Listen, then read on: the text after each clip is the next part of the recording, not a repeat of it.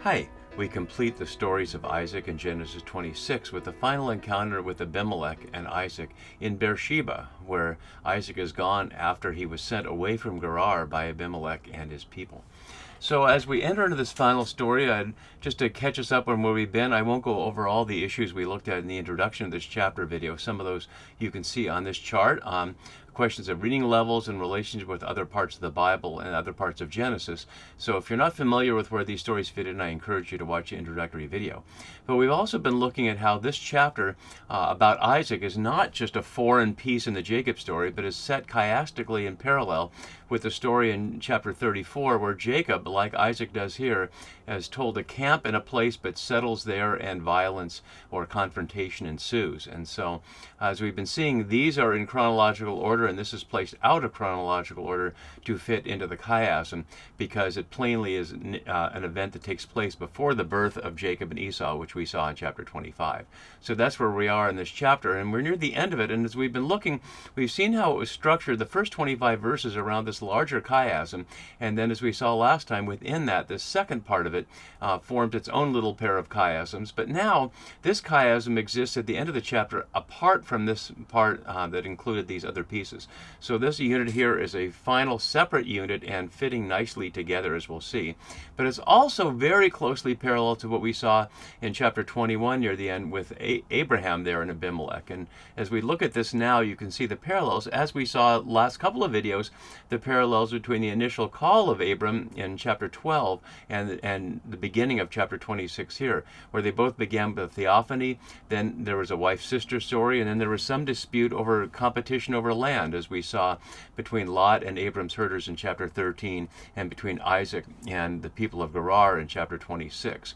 Now at the end, we jump from the parallels in chapter 12 and 13 to the parallels in chapter 21, which you've also seen before, because the wife-sister story, of course, with Abimelech was in chapter 20 in Genesis, and we saw some other parallels in chapter 21.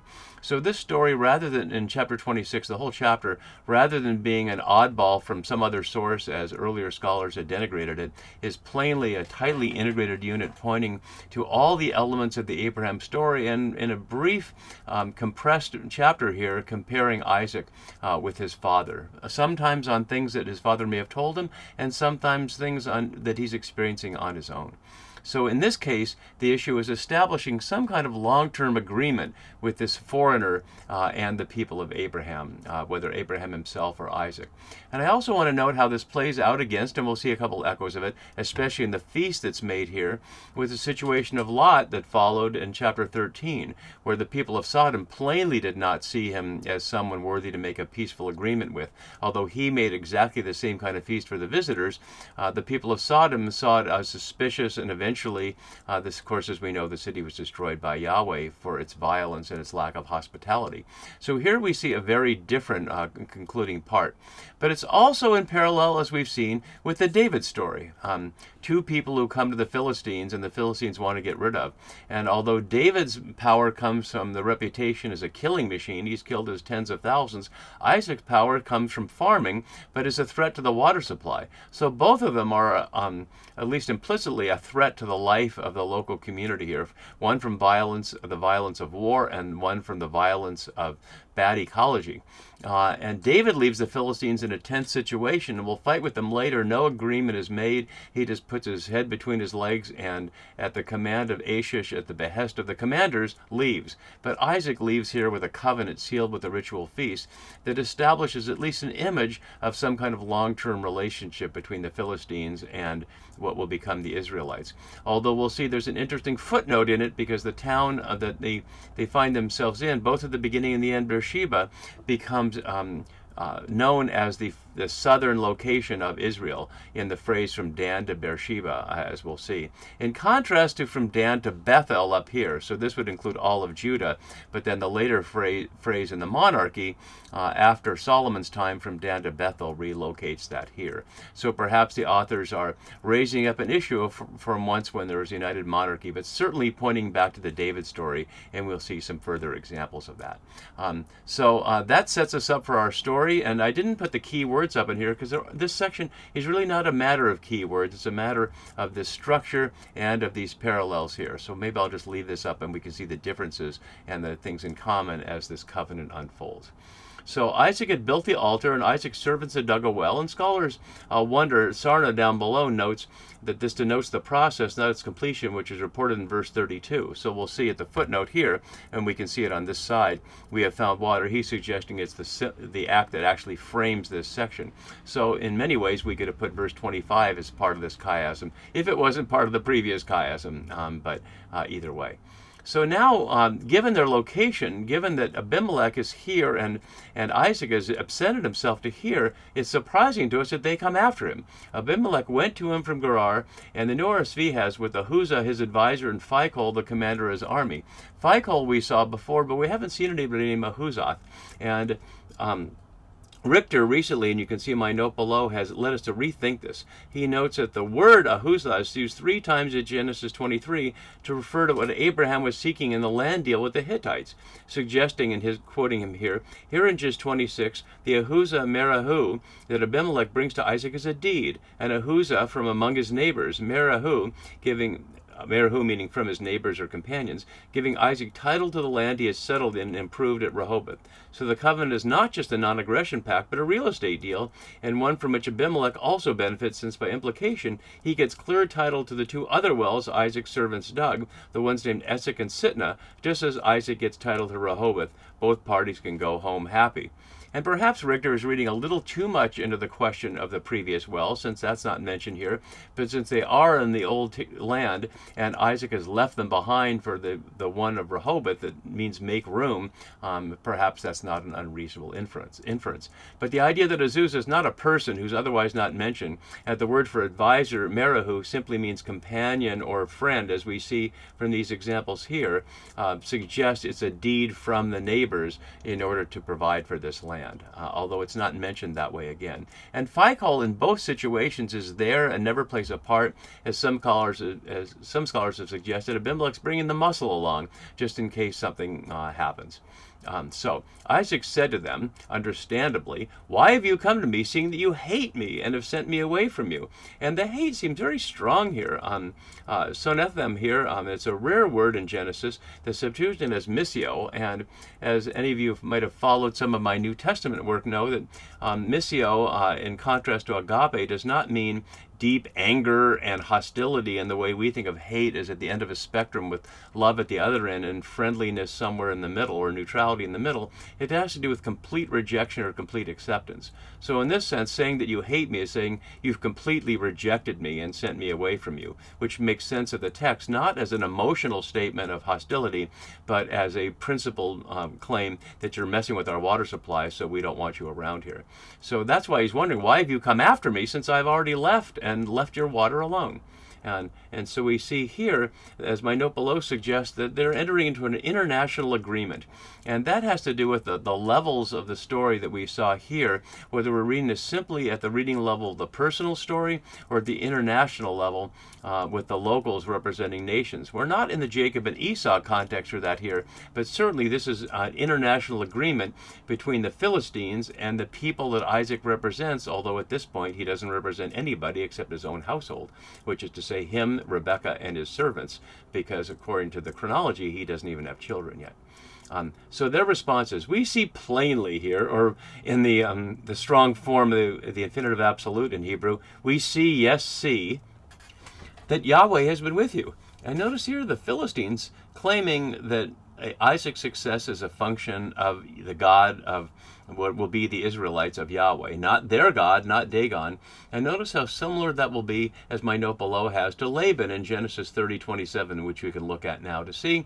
Laban said, "I have learned by divination that Yahweh has blessed me because of you," which is to say that Jacob is a vehicle of blessing, which has been the promise that Abraham heard all the way back in chapter 12, and here we see it carried out. It's interesting that these outsiders perceive it. They perceive it through his agricultural success. And so they propose, let there be an oath between you and us, and let us make a covenant. Notice in my note below, you can see the politeness, may there be pleas. They're not in a position to demand this at this point, although they could threaten him with military force. He does have Phicol, the commander of the army there, in case that's not clear that there could be a military threat. So perhaps the politeness is like the politeness of the Hittites in chapter 23, covering over the reality that this isn't as polite as it sounds. Either you agree with us or maybe we'll destroy you.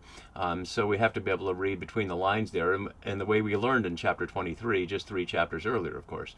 So let there be an oath between you and us. And notice from my note below the stem 3 times the same stem in a row, making that nice word play in Hebrew and sound play as well. And let us make a covenant, or literally cutting a covenant with you, recalling the one that we see right here. And then we can compare on the right side in the light blue the terms of each one. So in the original one we heard, having Abimelech said to Abraham, God is with you, swear by God that you will not deal falsely with me or with my offspring or with my posterity. 2 different words for those coming later, as we saw there. But as I have dealt loyally, which is to say with chesed, and you will deal with me and with the land. So an agreement to treat each other fairly in peace. And we have almost identical terms here, if in different language. So that you will do us no harm, just as we have not touched you, as he ordered earlier in the chapter in the wife-sister story, and have done to you nothing but good, and have sent you away in peace. You are now the blessed of Yahweh. So although the claim for divine authority and power comes at the end of the invitation to a covenant, it's plainly identical in both cases.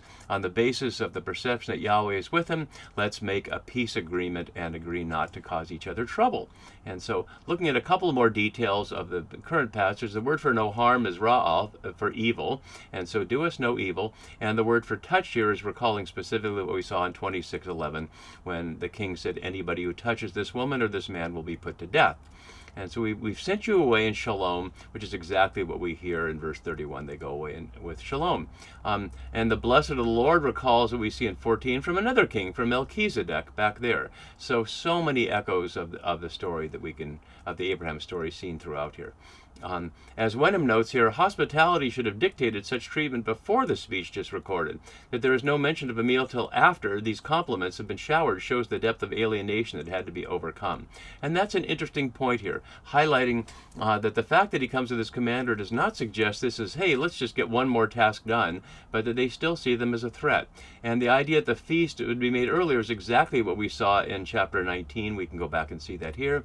After he convinces the visitors to not sleep in the square of the city, he urges them strongly, and they have the feast, which is to say mostly a drinking feast, not like the feast that Abraham and Sarah offered the visitors in chapter 18 with the fatted calf and all those things, but a festivity of basically of drunkenness and some food to go along with it. But that's typical of a male gathering like this, and all the mishtahs in Genesis are all made by men, and so that's really highlighting the male nature of this.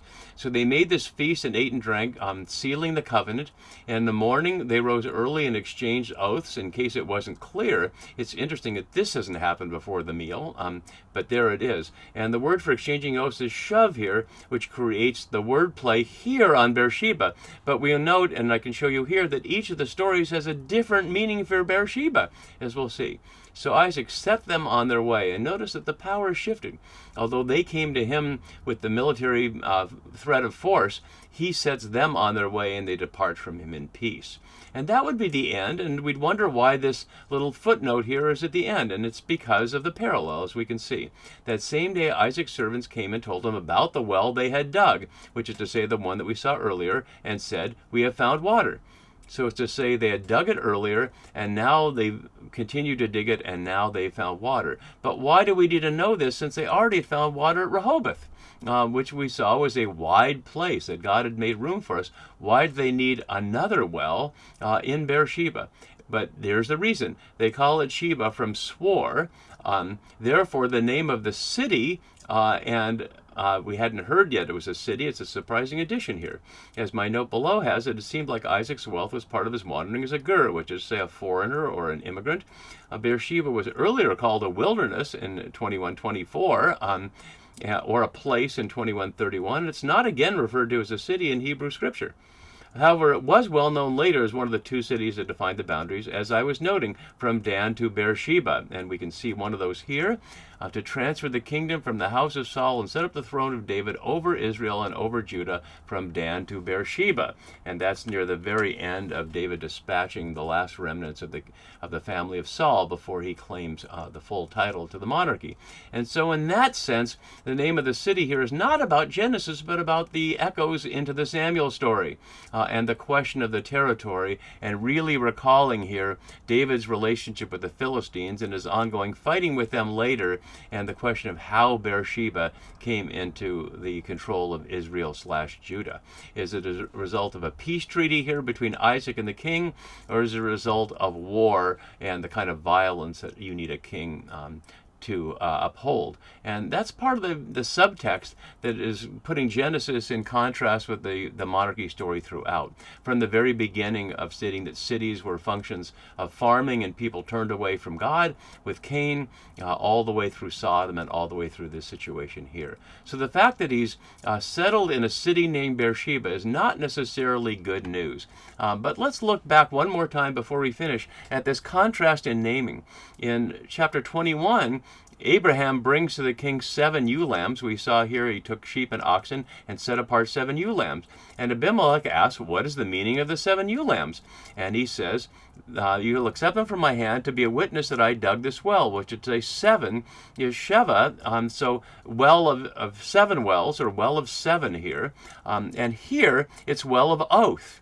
And these are just in chapter 21 and chapter 26. So older scholars have taken that as well. 2 different sources had 2 different meanings for the name Beer-sheba. But a lot of them suggest against that the authors, just like rabbis in the Midrash, are perfectly willing to say it could be either one, or both. It can be a place of 7 wells, which is to say a place of sufficient water for prosperity, but it can also be the place of a well of oath as a symbol of reaching a peace agreement, as we'll see with another oath not at a well between Jacob and Laban later in the Jacob cycle. So that gets us through these inserted chapters, and we will return to the Jacob story here with the blessing story, but it starts with Esau making life bitter for his parents by taking wives from the Hittites. See you for that next time. Bye-bye.